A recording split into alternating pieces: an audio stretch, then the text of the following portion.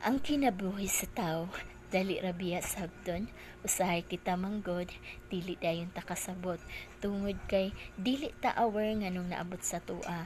Timan kanang muagi kag kalisod, isa ray ibig sabihin ana, gusto niya makat-on ka. Gusto niya kanang sakit, ma-embrace sa imong kaugalingon.